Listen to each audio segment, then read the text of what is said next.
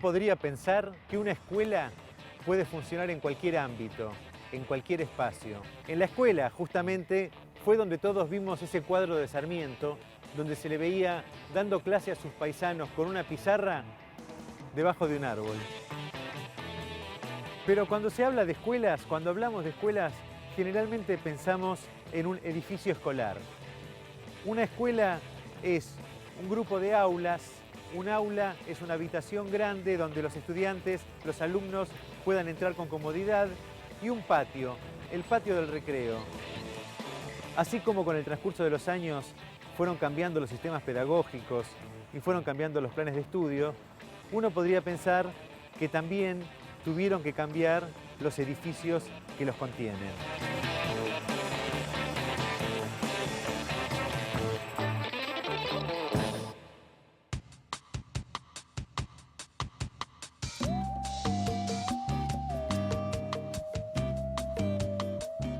Los modelos pedagógicos que se han desarrollado hasta ahora son básicamente 4. El modelo instruccional o pedagogía tradicional, el modelo activista o nueva escuela, el modelo pedagógico contemporáneo y por último el modelo pedagógico cognitivo. Estos modelos pedagógicos tuvieron siempre como espacio al aula. Esta aula, multiplicada en el espacio, sumándole un patio, genera la escuela. Las aulas se rigen por medidas predeterminadas. Se parte generalmente de un módulo de 7x7 y se define el equipamiento, los pupitres, su distribución, sus medidas y la distancia entre ellos.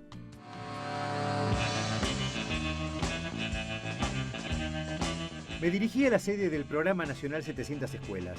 Allí, en su oficina, me recibió su coordinador ejecutivo, el arquitecto Ricardo Santocono. Él está especializado en planeamiento del recurso físico en salud y tiene una vasta carrera académica en universidades públicas y privadas del país y del exterior. Me recibió con un cafecito, dispuesto a dar respuesta a todas mis preguntas. ¿Qué diferencias existen entre una escuela pública y una escuela privada? No es lo mismo un modelo pedagógico que genera procesos en la enseñanza pública obligatoria, además, que en la enseñanza privada. Hay modelos pedagógicos muy variables, hay modelos pedagógicos que surgen de pedagogías establecidas.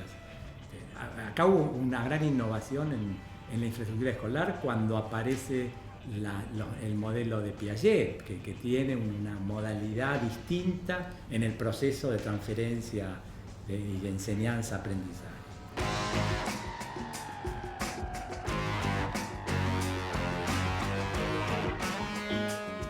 El método Waldorf adhiere a la enseñanza autónoma del hombre, promueve actividades artísticas, deportivas y expresivas y desecha las evaluaciones y los uniformes. Jean Piaget, por su parte, tiene como fundamentación teórica prácticamente exclusiva una práctica docente que tenga en cuenta las características del desarrollo cognitivo y social del alumno. De cada modelo pedagógico se desprende la forma arquitectónica que cumpla con sus preceptos.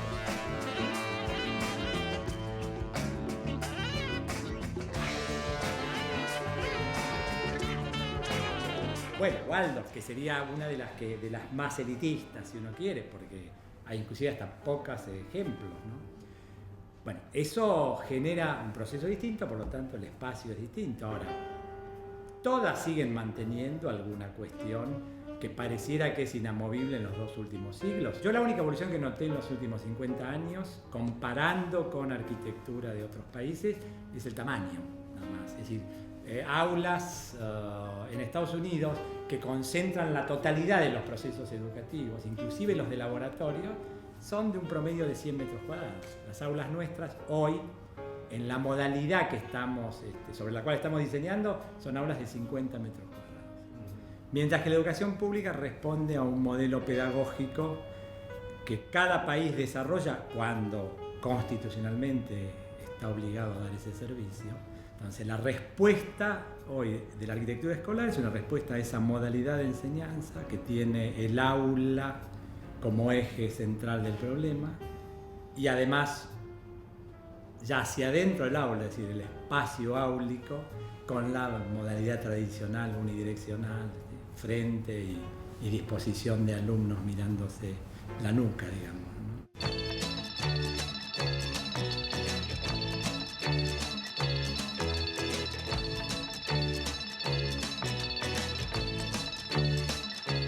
La Argentina tuvo el primer constructor de escuelas, que fue Sarmiento, que además con la ley 1420, que hizo obligatoria la enseñanza primaria, fue una necesidad insoslayable. En ese momento no se pensaban tanto en los espacios para la educación en términos de procesos educativos. Hacía falta que la gente que se tenía que educar obligatoriamente tuviera un techo, ¿no? Y se aprovechó todo lo que había, más algunas cosas nuevas que se hicieron. Recién en la década del 60, diría yo, hubo una modificación y un ponernos a pensar, a repensar los espacios para la educación. Y ahí aparecieron algunos modelos distintos. Apareció la escuela abierta, los alumnos podían disponer de todo el espacio áulico, interactuando con distintas secciones, en fin. Y hasta ahí se repensó el espacio para la educación y se normatizó algo de lo que estábamos haciendo. Década del 60, si ustedes quieren, con aplicación en la década del 70. Nunca más repensamos los espacios para la educación.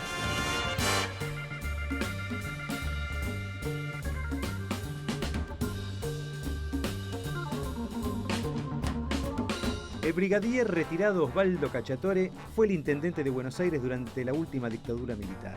Su gestión se caracterizó por grandes obras públicas y proyectos desmesurados de difícil cumplimiento. Su plan de construcción de escuelas no innovó en propuesta arquitectónica pedagógica, son edificios simples de ladrillo y hormigón, fácilmente reconocibles, desperdigadas por la ciudad. Las 60 escuelas quedaron, un saldo de 50 viviendas demolidas por cada escuela que se construyó.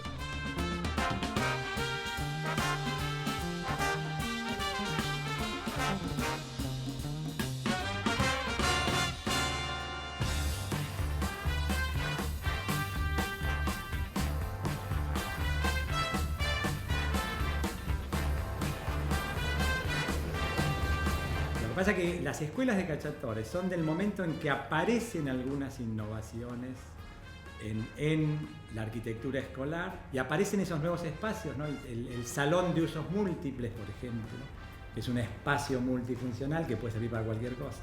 Pero salvo esos nuevos espacios que aparecieron, yo diría no aportan más que sí, la materialización que han tenido, que fue respuesta a una visión de ladrillera, hormigón, etc. O sea, un uso de materiales muy durables, bien elegidos, pero en lo funcional no hay mucho nuevo, ¿no? La disposición general, es decir, el modelo áulico como eje del diseño, es el mismo desde finales del siglo XIX.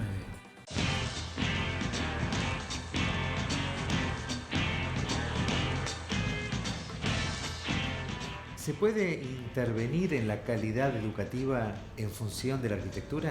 Siempre los arquitectos creemos que desde la arquitectura resolvemos todos los problemas. Esto es un error garrafal. Creo que el principal problema que tiene hoy la arquitectura para la educación, no quiero hablar de arquitectura escolar para no congelar los conceptos, digamos, en general para la educación, es esta ausencia de trabajo multi y transdisciplinario.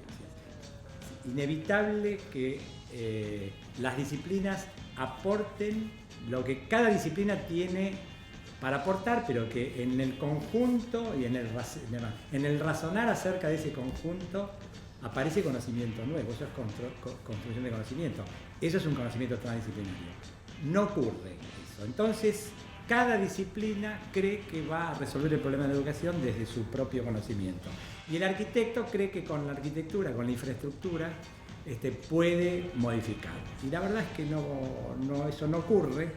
Lo que hace finalmente el arquitecto es adaptarse o a una normativa vigente en los países que tienen normas más o menos estrictas, o a una modalidad tradicional, y lo que agregan sí es alguna originalidad en cuanto al design, o sea, la parte de materialidad mucho más atractiva cuando estamos hablando a lo mejor de arquitectura del sector privado, y no tan atractiva cuando se trata de arquitectura del sector público.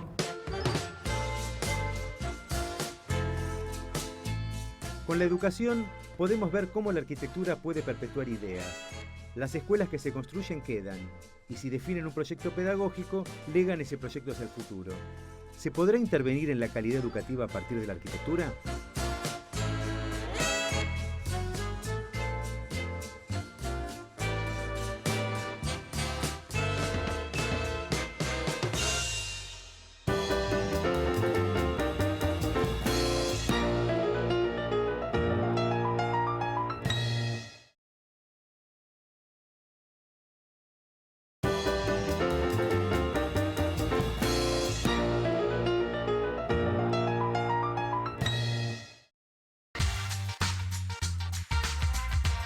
Seguimos hablando de arquitectura y proyectos pedagógicos. Cómo uno se entrelaza con el otro. Un edificio que es apto para un determinado proyecto educativo puede ser incómodo o imposibilitar otra forma de enseñanza. La educación pública es parte de un sistema social que consume recursos, no quiero usar el término muchas necesidades y recursos escasos porque es muy neoliberal, digamos. Pero la verdad es esa, si nosotros tenemos que cubrir y hacer 5.000 escuelas, no podemos pensar que las 5.000 escuelas sean todas distintas. Como, del otro lado, y esta sí es una experiencia que yo también lo viví en el sector salud, tampoco podemos pensar que un único prototipo resuelve todo el problema, ¿no? Entonces, a veces los arquitectos, cuando trabajamos con ese individualismo propio de nuestra disciplina, de nuestra profesión, si estamos trabajando para el sector público, nos equivocamos. Ahí hay que trabajar en conjunto, hay que poder establecer sistemas, normas, soluciones que persigan lo que de fondo es importante: durabilidad, cumplimiento de normas de seguridad, condiciones ambientales más que adecuadas y, si es posible, ahorro energético. Hoy yo diría esas son las 4 cosas que priman sobre nuestra tarea. Este es un jardín de infantes en Sesvete, Croacia. La forma curva del perímetro sigue la inclinación de la pendiente, generando una secuencia de desniveles, a la vez que permite que cada una de las 8 unidades de educación infantil y de las 6 de guardería tengan su espacio exterior propio cubierto por un gran alero. Este edificio da forma al concepto pedagógico de clases al aire libre. El área dedicada a las artes gráficas del Liceo Cholimont ocupa un terreno a lo largo de una pista de atletismo existente. La interacción entre el adentro y el afuera se logra de diversos modos, apelando a las zonas vidriadas y a la iluminación cenital. Su acceso es literalmente una plaza cubierta de vidrios. Sobre la fachada principal hay 23 grandes lucarnas de colores dispersas sobre la cubierta. Estas generan un efecto muy interesante de noche, cuando las luces del interior se reflejan en sus coloridas caras interiores.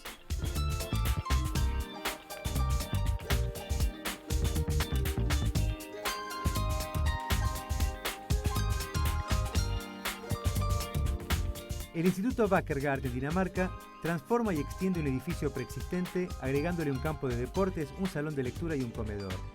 Lo interesante acá fue la interacción entre proyectistas y colegio, que tomaron como referencia un programa que combina un conjunto de valores y describe los métodos y las estrategias pedagógicas que se pretenden poner en práctica, es decir, el programa pedagógico como programa arquitectónico. A través de bocetos fueron desarrollando el proyecto en forma consensuada hasta llegar al resultado final. Una yuxtaposición de edificios viejos con lo nuevo, de modo dinámico y eficiente.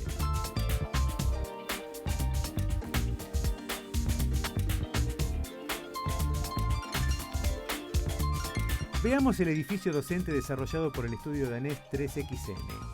Los diseñadores se basaron en un programa educativo que pretende integrar la enseñanza con las nuevas tecnologías, donde se pone el énfasis en las tecnologías de la información y se quiere fomentar el trabajo en equipo. Así que concentraron los espacios educativos en cada planta, induciendo la superposición e interacción entre los grupos de estudiantes. 4 estructuras en forma de boomerang crean espacios interconectados, a la vez que generan un atrio central que sirve de espacio de reunión de toda la comunidad.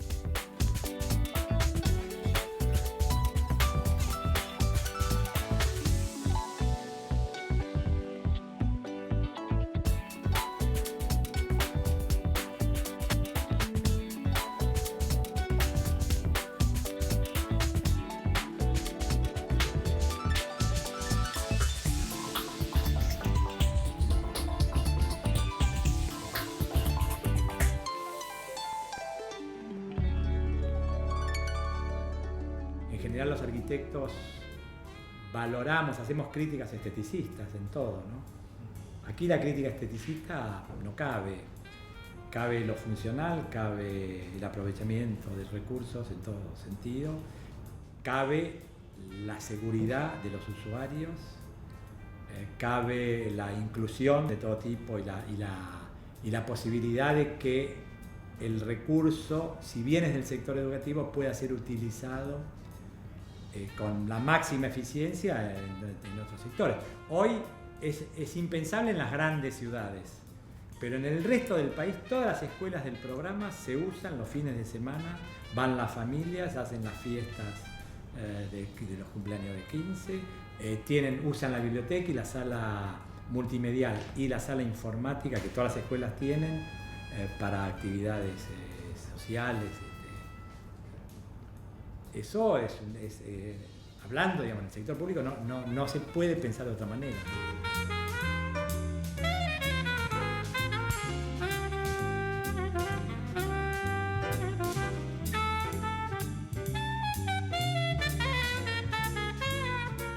Ahora nos estamos dedicando mucho también a las cuestiones ambientales y en aprovechamiento energético, y queremos que el leitmotiv, digamos, de este próximo periodo de 2 o 3 años tenga que ver con las escuelas verdes. Estamos trabajando con el BID y con estos países.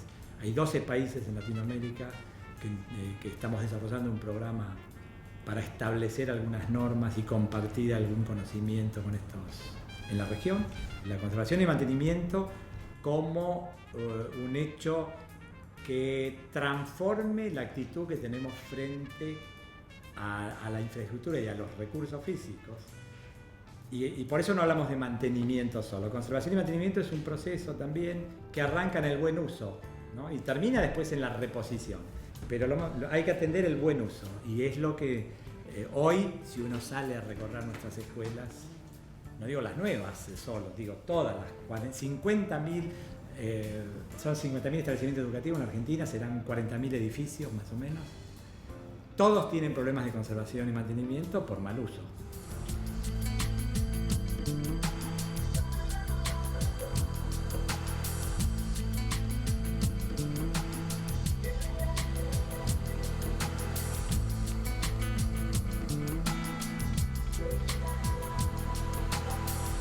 ¿Cómo van a ser las escuelas del futuro? ¿Va a haber escuelas en el futuro? Digo, en el sentido que va a ser la escuela un edificio que concentra actividades específicas y puras de ese proceso de transmisión y adquisición de conocimientos.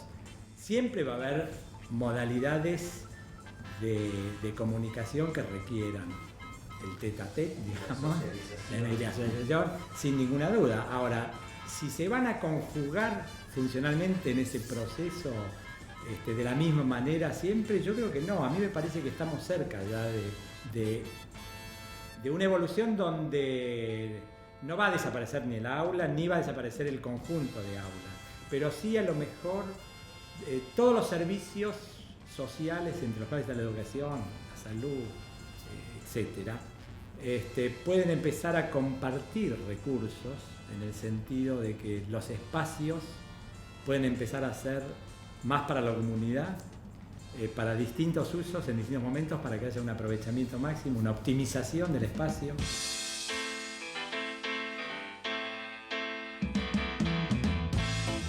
Esa es una tendencia que va a ser inevitable, porque no va a haber recursos para cubrir las necesidades de los países que estamos en vías todavía de desarrollo importante. Entonces se pueden empezar a ver escuelas distintas, escuelas que a lo mejor ya no tengan ninguna instalación deportiva y compartan un centro deportivo, escuelas que no tengan más las instalaciones que hoy sí estamos poniendo para salas informáticas y salas multimediales y compartan un centro de multimedial en un mismo barrio, mucho mejor equipado, con más disponibilidad de cosas.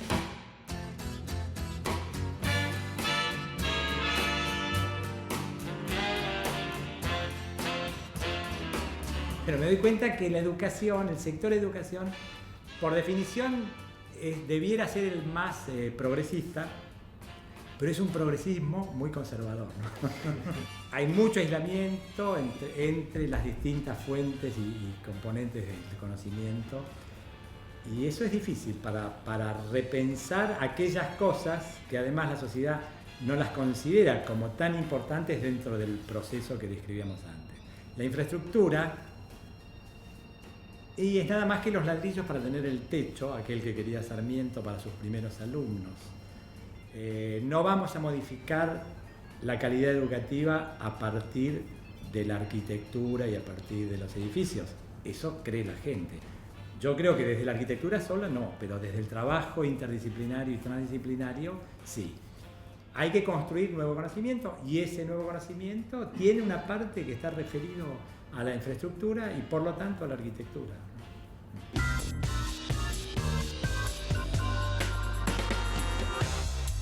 Yo creo que la deuda es esa, tenemos que ponernos a repensar los espacios para la educación, y no podemos hacerlo si no lo hacemos en un modelo de interacción inter y transdisciplinaria. No puede ser que el arquitecto siga pensando la arquitectura como respuesta única, individual y paradigmática, que es la inclinación que tenemos los arquitectos. Nos formaron para eso, nos formaron para diseñar el mejor edificio que pueda ser publicado en las mejores revistas.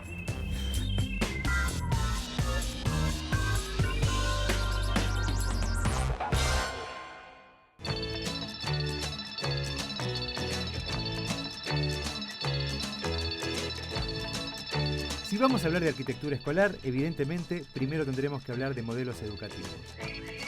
A cualquier propuesta de cómo y qué enseñar corresponderá un espacio arquitectónico que responda a esas necesidades. Hacer escuelas no es una tarea exclusiva de arquitectos. Hacer escuelas es una tarea interdisciplinaria, de arquitectos, pedagogos y todo especialista que se pueda sumar para crear los espacios que posibiliten y potencien la educación que queremos. Construir para formar. Eso es construir futuro.